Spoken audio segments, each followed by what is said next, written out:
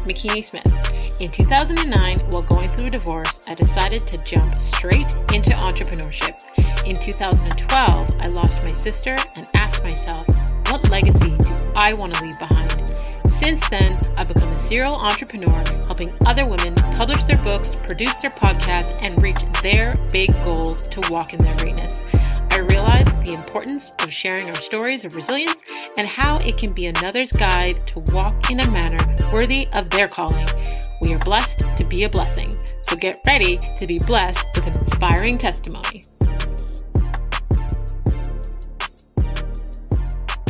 Hey, Faith Walkers, thank you for joining us on the Walk in My Stilettos podcast, where we have conversations with amazing women that are letting us step into their shoes. I help women to strengthen their resilience muscle, own their stories, and conquer their fears so they can reach their goals. I get inspired when I see another woman succeeding, but what interests me more is her backstory and her mindset on how she got there. So today's guest is about to bless us with her testimony, and since you're already here, you may as well subscribe. Today, we have Kristi L. Jackson. She is a White House Recognized Innovator and Entrepreneur. She's an author, publisher, and global business strategist. Kristi is the founder of Women CEO Project, helping women build a six-figure plus coaching business.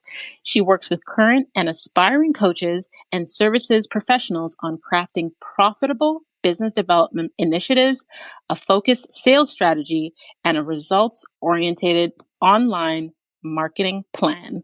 Please welcome to the show, Kristi Jackson. Thank you for having me. Thank you for agreeing to come on and to share your story with us. Thank you. Thank you for having me. I'm excited. I've been following you for a long time now on social media, and I love everything that I see you put out and how you inspire women in business. So I just want to say thank you so much. And I've been waiting to do this interview, so I am truly honored that you said yes. So thank you so much. Well, thank you for telling me that. I had no idea. I love when I see women who are not only doing their own thing, you're leading by example, but the content that you put out to help other people build, you show so many things, you share different aspects of, even your own journey. And like I said, because I've been following you for so long, I've even seen the growth in your journey online on Instagram. And I heard such amazing things about you from some mutual friends. So I believe that as women, we have all these different titles that we go by. And a title that's not given enough significance is our name, because our names have meaning. And every time someone says your name, they're declaring that meaning to you. And I'm really big on affirmations and declarations. So I would love to know, Kristi, do you know what your name means? Yes, my name ending in an I means follower of Christ. I looked it up some years ago when I was looking up my husband's name. I said, well, let me look up mine too. I never knew. So it can mean something totally different if there's a Y or if it's spelled with a CH, but mine means follower of Christ. I love it. Absolutely love it.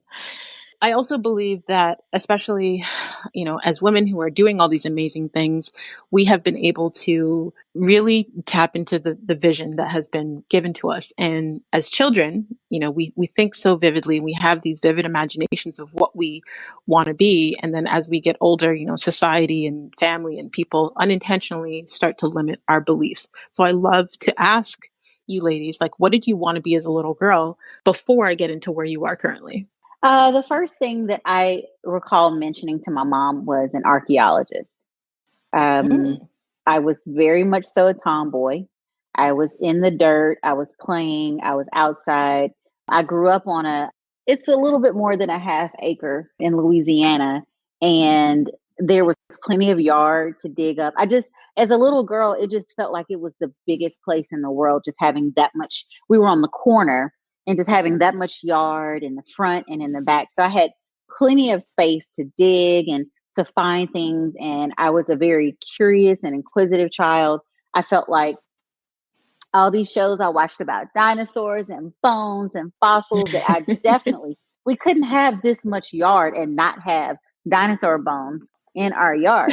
So, I mean, that's what I could be caught doing as a little girl. I played a lot of sports, but I was very interested in sciences and traveling the world and possibly, just finding dinosaur bones. No one would ever imagine that until I say that, because I don't look like a person who would be in the dirt a lot, looking for dinosaur bones. But that was the first job that I told my mom I wanted to do. I love it. Like, even when you said you used to be a tomboy, I'm like, I love it. Because I used to be a tomboy, Yes. So when people look at your photos online or see you anywhere, they would never guess that. You're always so No. put together, so beautifully polished. Well, thank you. And I love it. I love it. So Yes, I how was did a you tomboy. It's amazing my legs aren't messed up now. Yes. I love it. Even when I tell like my kids stories of how I used to climb trees and catch frogs and play in the dirt, they look at me like, "Who, you?" Which mom? Right? I love it. I love Yes. it. So how did you get into coaching coaches? Well, so I've been coaching now for 10 years and just made my 10 years recently in August. Congrats. Thank you. And I would say probably about 2 to 3 years in, my roster started being heavily coaches. And then let's say 5 years, 6 years in, it would be like 40, 45% of my coaching roster are people who want to be a coach. And so at this point now, in the last 2 or 3 years, my roster is mostly, I would say, about 80% coaches and about 20% service professionals. I had my VA. I typically never get to meet my VAs, but my current VA lives in Dallas, which is 4 hours away. So she came and stayed at my house about a week and a half ago so we could work on a lot of things at once: systems, processes, everything within the business. And she was like, we were going through and adding up my numbers for speaking. And then we're going through and putting together systems for my coaching clients. And she was like, which one do you like to do most? Do you like to be on a stage most, or do you like to coach most? And I said, you know what? This getting on the stage is to feel my coaching. I actually prefer to coach. If I never had to get on a stage to coach, I could skip that part. I really love working with women day in and day out and helping them to actually make money. And I point that out because so many businesses that we start or go into, we are deathly afraid to say that we are in it to make money. And I don't understand the fear of that. We know that we need money to live. We know that we need money to survive. We are at least quoting and posting quotes about abundance and thriving and being successful. Well, you need to have a roof over your head to be successful, which means you need money. You need to have shoes. You need to have healthcare. So all of these things cost money, but we are so scared. It's been tainted. We've been taught not to say that, hey, the main reason I'm in this business is money. The second reason is I really want to help people. They're about neck and neck. But if I was helping people and it did not make any money, I would call that a nonprofit. I would do that in my leisure time, and I would still focus on something that could help me be prosperous and something that could help me thrive. I don't think that there's anything wrong with that. Men are taught to seek things that are profitable so that they can take care of their family.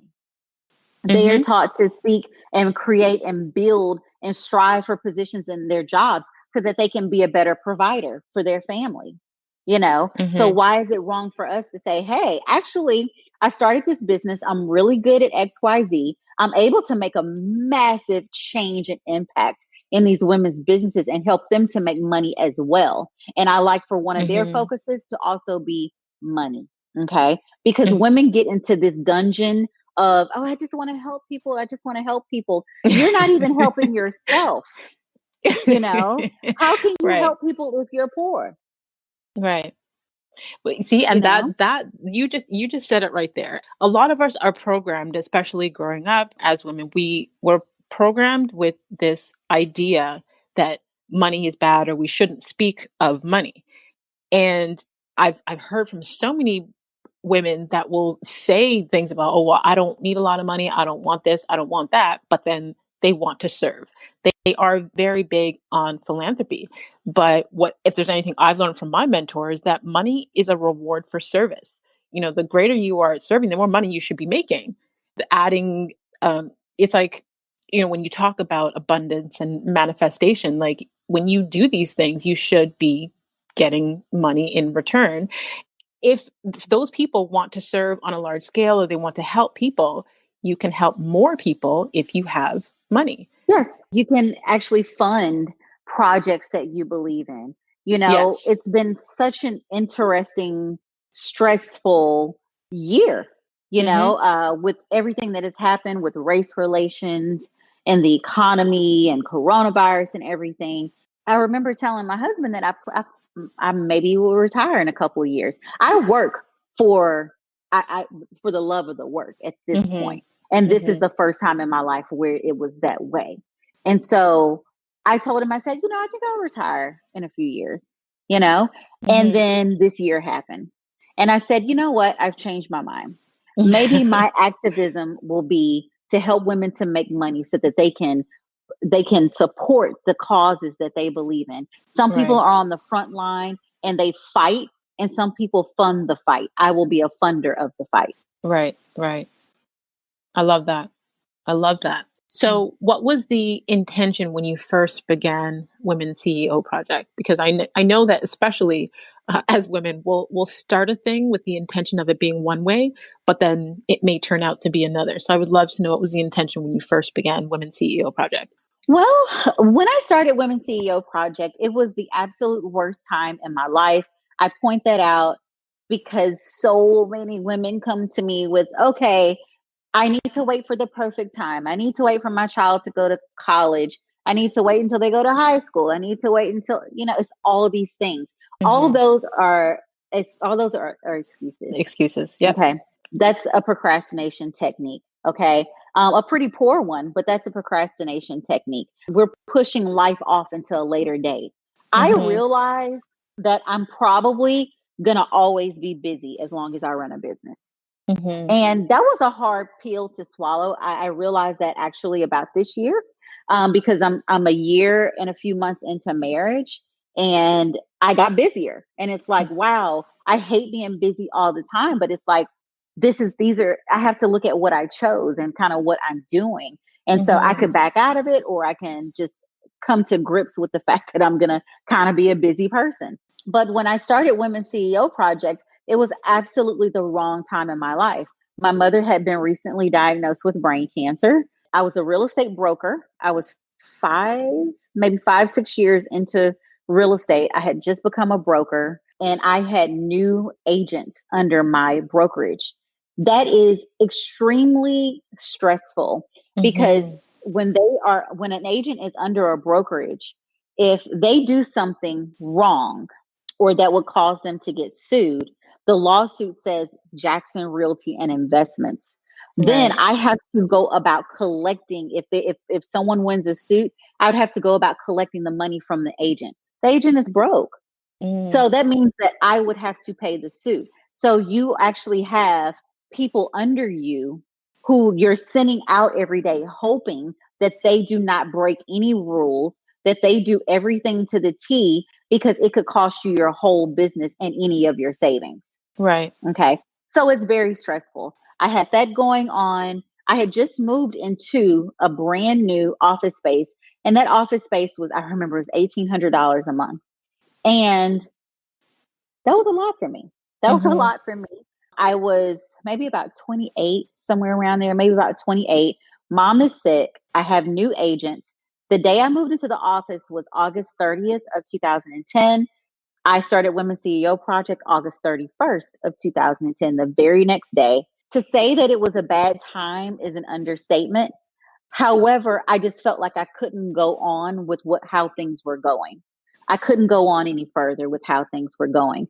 And basically, I felt like I had an MBA at this point, but I felt like I needed to learn how to be a consummate business professional. I needed to know how to do tactical and practical things. It's like, when people go to medical school and they're taught the book knowledge, that's so different than the actual residency where they're Yeah, the actually taught application of the knowledge. yes. Yeah. So going to grad school, yeah, we're taught the book stuff, but none of my teachers had ever started a business.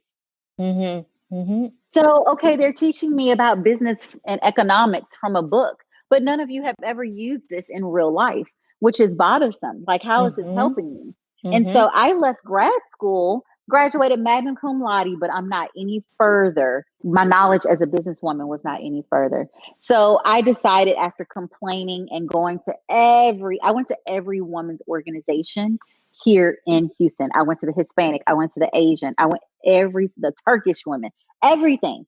Mm-hmm. And I was just not finding what I was looking for. It was very cliquish, kind of off into groups. I never fit into cliques. So of course that Mm-hmm. rubbed me the wrong way.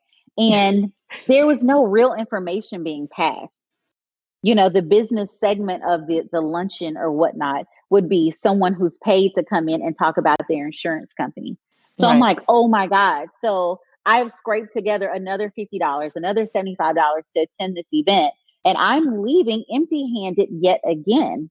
So I decided to start it. When I came home that evening after going to another luncheon, I started it. I'm like, right now, not tomorrow, not when I don't have agents, not when Mm-hmm. mom is better, today. And so that's when I started Women's CEO Project. Initially, I had absolutely no plans on being the headliner. None. Less than zero. No plans on it at all. I was going to be Steve Harvey. Steve Harvey, you know how he would bring out the kings of comedy? He Yeah. would like introduce them and bring them out. I Yeah. had every intention, and my little draft structure of Women's CEO Project initially was I was going to find speakers, teachers to come in and present to us. That is what I did for the first year. We had over 80 events the first year.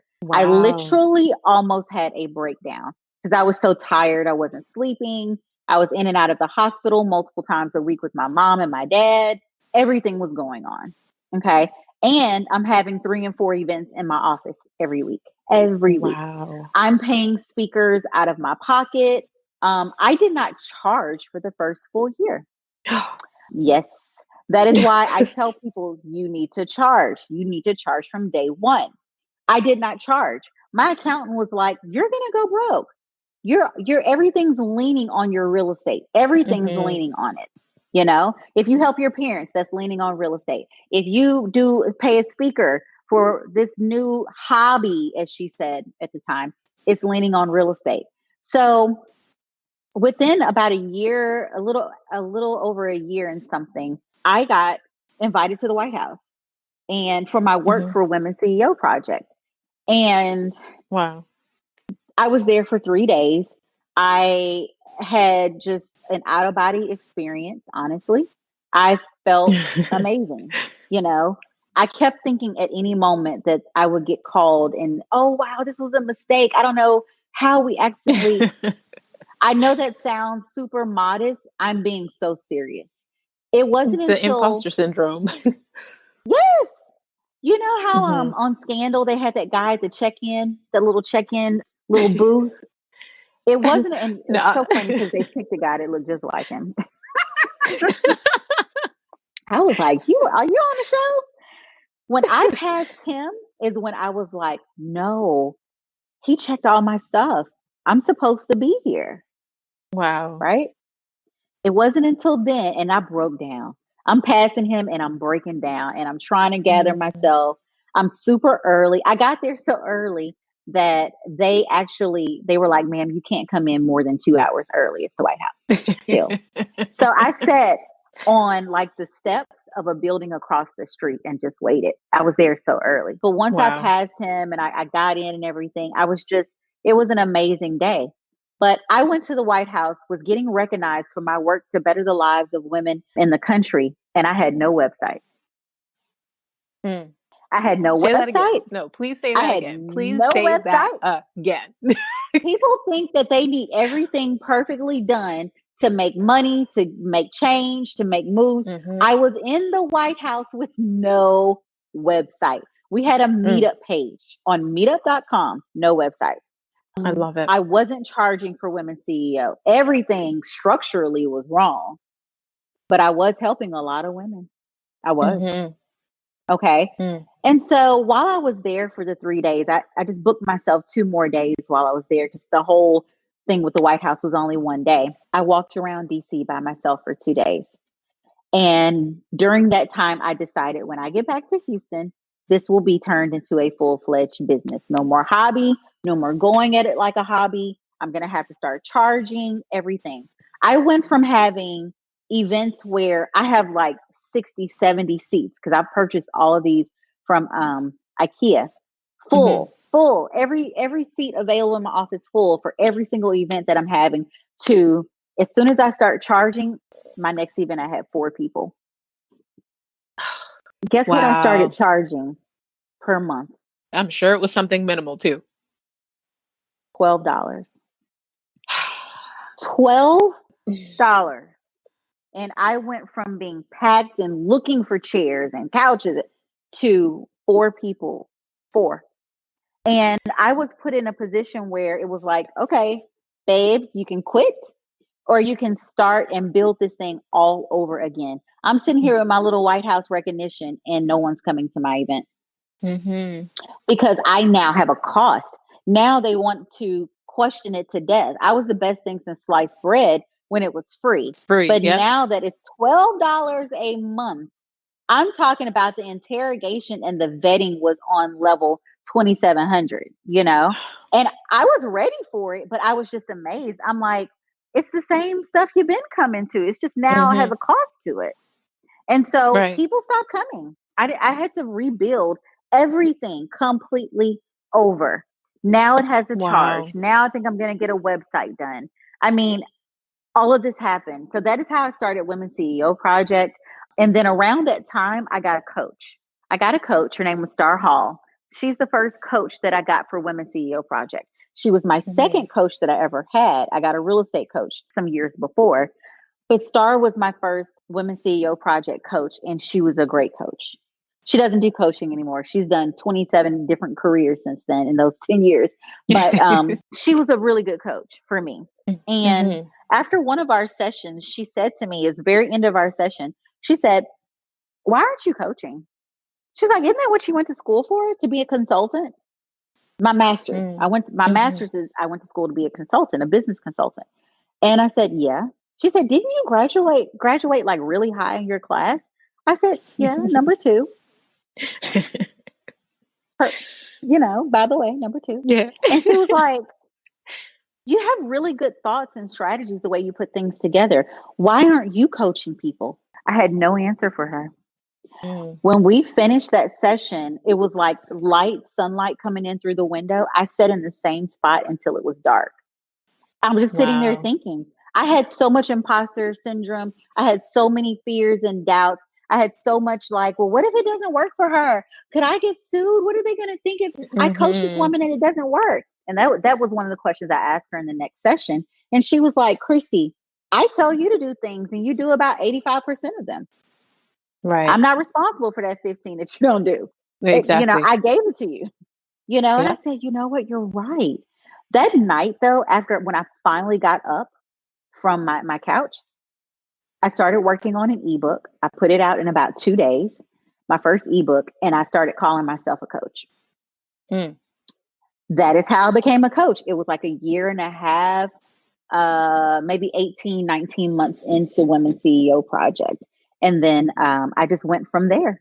I started getting clients pretty quickly. I can't lie and say, hey, it took me years, or no, it didn't. Mm-mm. Right. There's always someone willing to pay for what you know right now. Mm-hmm.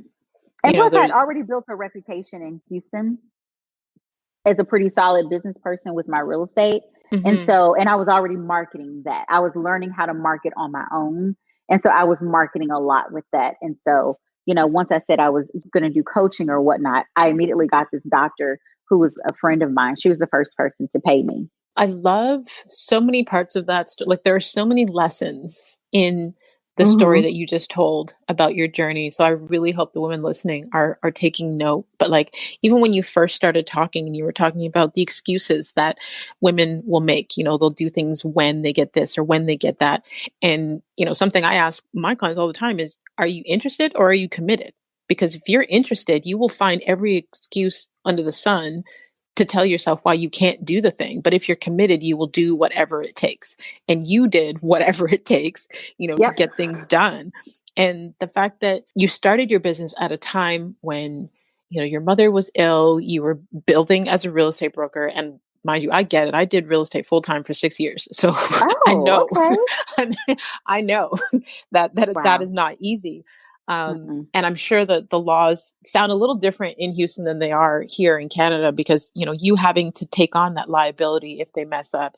Here we pay liability insurance. So, our broker doesn't have to deal with that cost if we mess up. But you had all of that stress on your head and you still started this movement to help other people. And you were doing it for free at the time because you genuinely wanted to help and you were helping so many people. And like you said, when you put a dollar amount on it and people stop showing up, like we see that everywhere. And there are so many women doubting their business because people are not showing up because they put a price on it. It doesn't mean that what you are offering isn't valuable.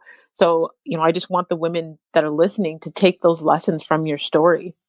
There's Mm-hmm. like so many lessons in there. I'm just thinking like, even when you spoke earlier about you were thinking of retiring soon and then COVID Mm-hmm. hit, like there's so many lessons to gain from your story. So I would actually love if you could share, what has the journey been like for you since the pandemic? Has it affected how you serve? Mm. Um, no, no. I've been telling people to get online for years. So Mm-hmm. I am an extreme introvert and I don't come across as an extreme introvert because being an extreme introvert, we think that that has something to do with our goals and it doesn't. Mm-hmm. We think that oh, wait, that's the crutch I'm leaning on today. Look, Mm-hmm. I got to talk to make money. I got to get out there. I got a Mm-hmm. brand to make money. I have to really show up, show out to make money. I can't lean on, well, I'm an introvert. So that gives me an out on marketing myself. That gives Mm-hmm. me an out on using the number one tool to market myself, AKA video. Mm-hmm. Okay, who cares that I'm an introvert? My husband didn't know I was so much of an introvert until we got engaged and moved in together because he sees me, we're hanging out or whatnot. He sees me on stage. He sees me at my events, and then we start living together. And it's like, hey, you want to come hang with my friends? No, no. Hey, do you want XYZ to come over for dinner? No, please, no. Do you want to go do? He was like, wow. He's like, you really prefer to be at home alone, and it's true. I'm But dying of laughter here because I'm an extreme introvert as well. So I've shared on this show a million times. So I love when I hear women like yourself say the same thing. I'm like, yes, see, it is possible. You can be, yes, building your personal brand or building things out here and be introverted. People don't get it. They're like, oh, you can't be an yes, introvert. You're on social media, you're this, you're that. I'm like, no, you don't get it. I'm an introvert. I prefer my own company. I don't want to go exactly. nowhere. I would like I COVID, the fact that we don't have to go to any events here because events can't happen in person. I was like, woof, yes. Right? It's so funny because like our life didn't change much. Kevin was Right. like, it doesn't even feel like we're in quarantine. Like we don't. Our life was very similar. I've been online forever. I've been selling digital products. I've been increasing the way I put my systems and automation together and sales funnels and stuff like that. The only thing that I can say that I did was I ramped it up. Mm-hmm. I had my second business retreat. I do luxury business retreats, and I had my second one in Costa Rica. I did the first one in Johannesburg, South Africa in September last year. I did the second one in Costa Rica in March this year. And Mm-hmm. so we got back from Costa Rica on March 11th. Mm. Quarantine started 2 days later. Wow. We'd just come from out of town. And I told Kevin, I said, you know what? I've never been in a quarantine. I don't know anyone alive who's been through a quarantine.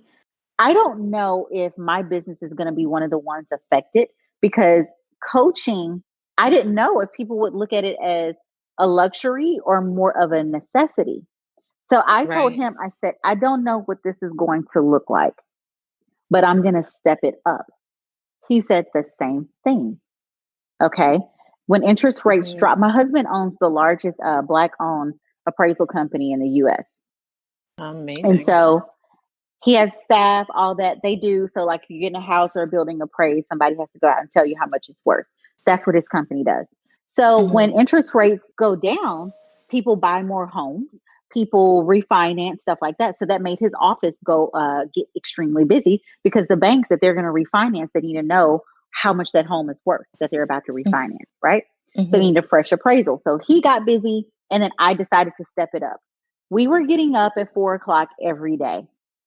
Every day, this man and I were in the office working as if rent was due and we don't have it. What ended up happening is that both of our businesses exploded. That's the best way I can put it. Both of our businesses exploded. And I'm pretty amazed. This is my best year in business so far. COVID. Wow. COVID year. Amazing. I love hearing stories like that. I love hearing stories like that because especially for entrepreneurial women that are already online, I found the commonality has been since COVID, their business has done extremely well. The majority of the people that are, I'm going to say, struggling with this season of COVID with their finances and their business are people that were working for somebody or working a 9 to 5 or have never done, they've never had an online presence or anything like that. Like I find women like yourself who have been doing this are doing amazing right now in this season. So I just love to hear that. I've had, even when you said that you came back from Costa Rica in March and then you guys went on lockdown, the exact same thing happened to me here where I was in Cayo Coco, Cuba, and I came back on March 5th and we went into lockdown. The kids, we were notified that March break was being extended. They weren't going to go back to school right away on March 6th. That was like the next day. And then at first, my coaching, I had a couple of clients that when we first got hit with the pandemic, they're like, I'm not sure of my finances. I don't know what I'm going to do. And everything paused for maybe like 2-3 weeks. And then all of a sudden, business went through the roof for me, where I did more business in the first 60 days of COVID than I did all of 2019. Wow. Yeah. So I think it's great for women to hear these stories, to know what is possible, especially where, you mentioned before, where we often make excuses of why we can't do a thing or what, so you've mentioned you starting when your mom was ill. Like I started as an entrepreneur, as a single mom of 3. Like there's so many things on the table, but if you are committed to making something work, you will do whatever it takes. Us being introverts has not stopped us from doing business. All of the things that people use as excuses, they're not an excuse. Like get out of your own way, get out of your head and take action. Yep. Exactly. So my bills didn't know I was an introvert. They were like, you still got to get paid. I'm like, these kids still got to eat. They don't care if I'm an introvert. Exactly. I love it. So what advice would you give to a woman that is building a business and looking to attract clients or get conversions? A couple different things. First, I would tell her to get clear on who she's going to help. I do about 6 to 10 discovery calls on Mondays and Tuesdays every week. And I would say about 80% of those women are all over the place. Discovery calls are about 45 minutes. Someone can pop on and pick my brain. Okay. And I would say the majority of those calls they're all over the place. Not like they're not serious, but, I have 10 businesses type of thing. I have all these interests and I'm trying to figure out how to combine all of these interests. Maybe you don't need to combine all of those interests, or they're trying to turn a nonprofit, they're trying to turn something that should be a nonprofit into a business. Right. And they're wondering why it's not making money. So those types of things. So I would advise her to get the utmost clarity that she can on what she's going to offer, who she's going to offer it to, and how she's going to offer it to them. And what's the transformation that they can be looking for from her offer. And I would make it clear. The book that I would read is Building Your Brand Story by Donald Miller. Building Your Story Brand, I think is it.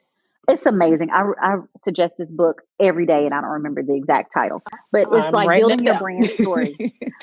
Oh, you haven't read it? Oh, you're going to love it. You're That is in going for on my a list right treat. now. Okay, let's talk about it.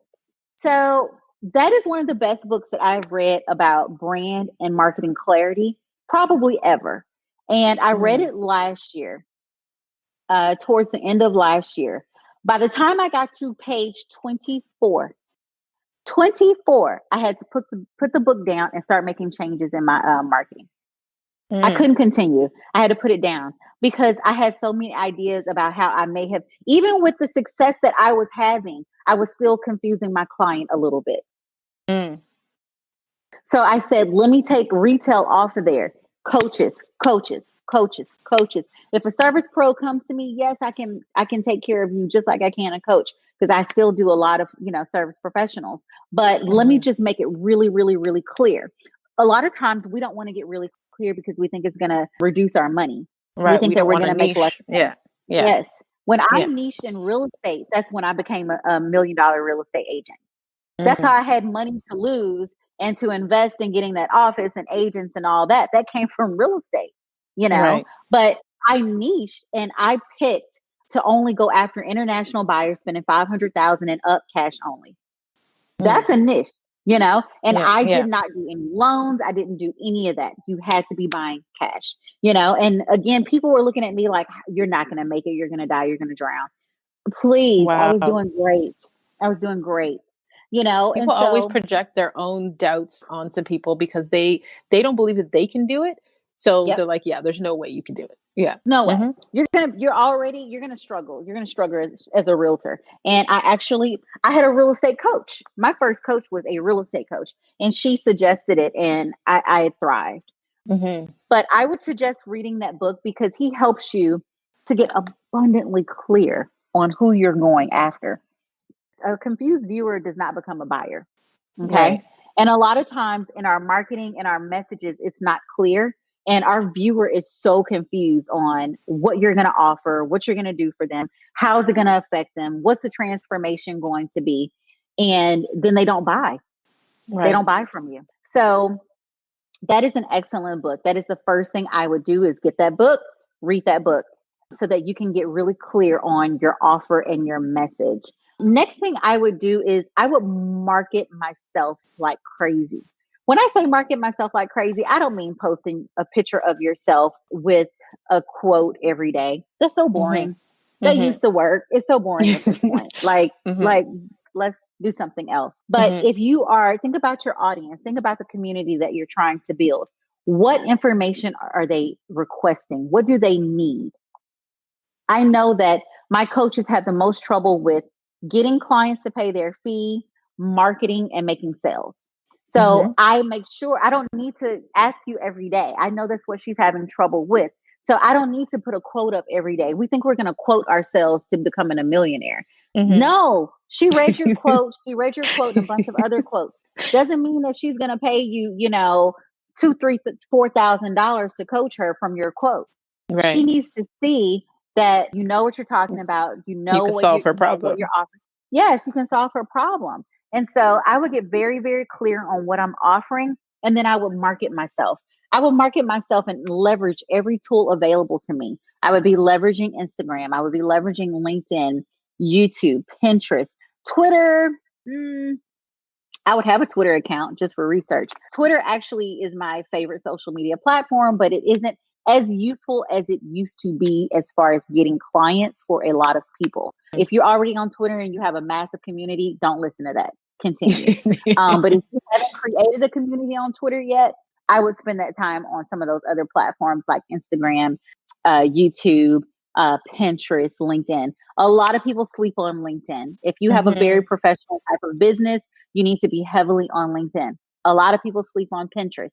Pinterest is over 88% female profiles. So if your client is a female, you need to be on Pinterest. Plus, Pinterest is the platform that people make the most purchases from. Instagram is gaining up on Pinterest with those shoppable posts, but Pinterest has been leading for years as a platform that people go to Pinterest, they see something and they buy it. Right. So if you have products and services or whatnot, you need to have them on Pinterest. On Instagram is the OG. Instagram, as soon as TikTok starts like doing a little something, Instagram is like, bet, reels, we got you. Okay. Yep. Okay. So Instagram is amazing. Instagram took me to 7 figures. Mm, Instagram is the reason. Okay. Now, granted, my proposal writing didn't hurt as well. My proposal writing bought my house, mm, but I consider that to be business development. It's one of the things I help my clients with. But you want to leverage every marketing tool at your disposal. Leverage it and max it out to see which 2 to 3 marketing platforms need to get the majority of your time. But you don't know by posting once, then you're right. scared because you don't want people to think that you're really in business in case you fail. So you don't post again for another month. And so you're Consistency not is able to key. even Yes, you're not Hmm. even able to see your statistics because you don't have enough content to see statistics. You're not Hmm. posting enough. You're not consistent enough to see your numbers and see what actually would work. So I would make sure I understand my niche. I would market myself and then I would get receipts. Okay. Mm, Receipts. I have a page on my website that is nothing but video testimonials.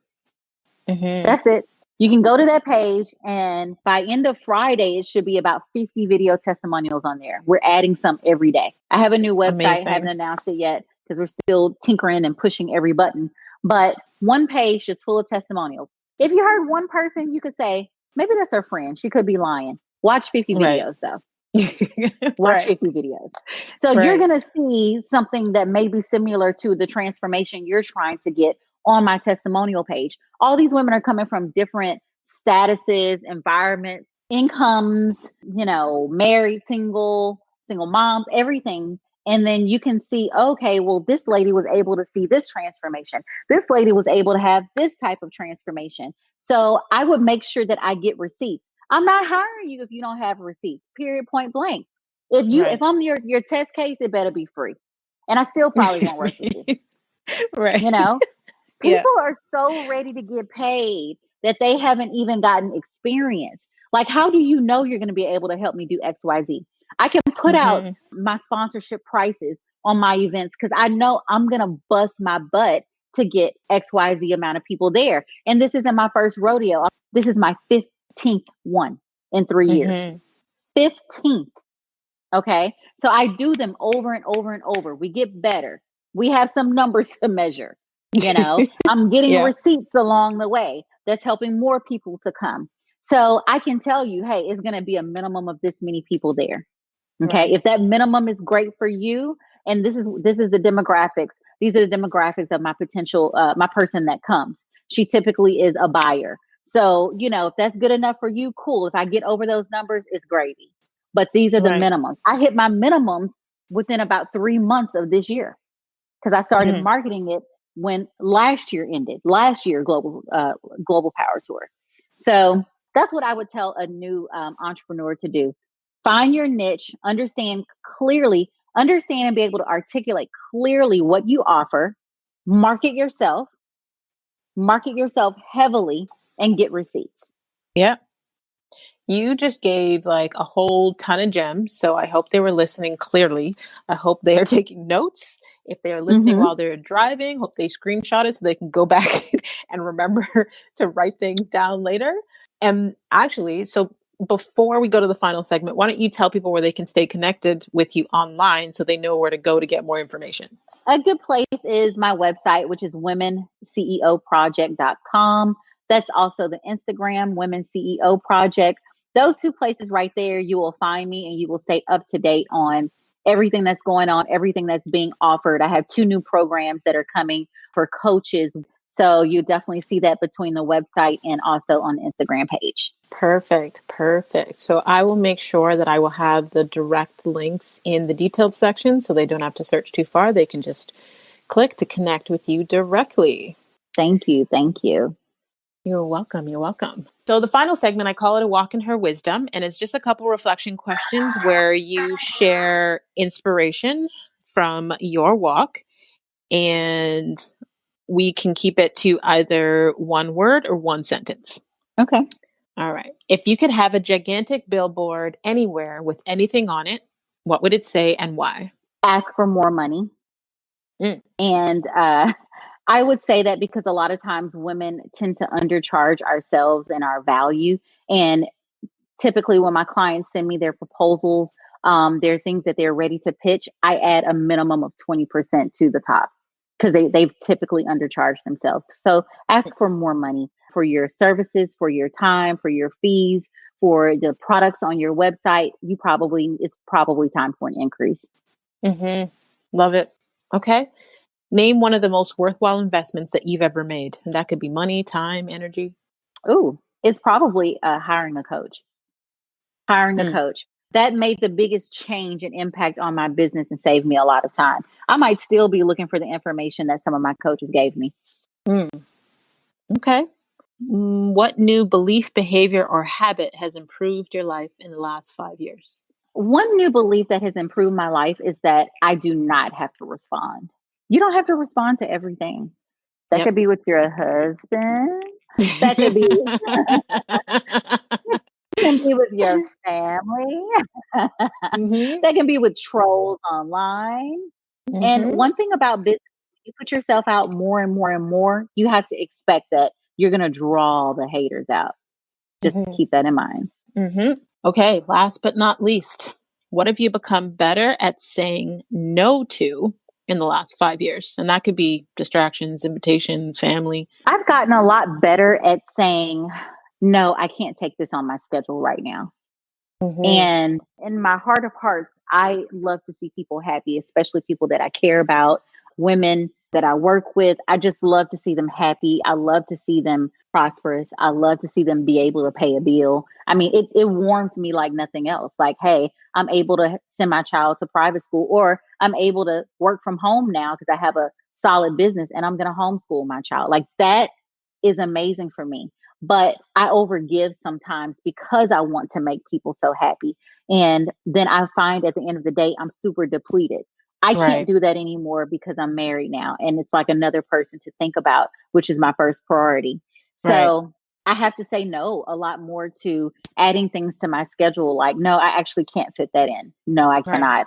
Actually, I don't have the time to actually, to do that. My schedule is already packed. So time. I love it. Wow. Thank you, Kristi, so much for giving us all of those gems. I truly appreciate you taking the time to even share and have this conversation today. Oh, you are so welcome. Thank you so much for having me. Toronto has shown me so much love. Out of nowhere. I had no idea. And it's just been an amazing, warm welcome and experience. We loved it so much when we came last year in May. That's why I decided to do Global Power Tour 2 months later. And the weather was great. And my husband was like, we might need to come here once a year. It was a quick flight. The weather was great. And it was a very warm welcome. So yeah, thank you for having me. Yeah, I mean, you definitely need to come more often. And I can't wait till till these borders open up so then you can come back and visit. Right. Lunch will be on me when you come. Absolutely. Thank you. And to all of you Faith Walkers out there, until next time, subscribe on all platforms and don't forget to rate the show and leave us a review on Apple Podcasts. Join the community of Faith Walkers and sign up for our weekly newsletter at awalkinmystilettos.com, and be sure to grab one of my personal development books available online everywhere. And I know you can think of at least 3 people that would receive so much value from hearing Kristi's story today. So make sure you share it with them. And feel free to screenshot this week's episode, and you can tag us on Instagram. You can tag Kristi at Women CEO Project, and you can tag myself at The Real McKinney Smith, and continue to walk in greatness in your stilettos in a manner worthy of your calling.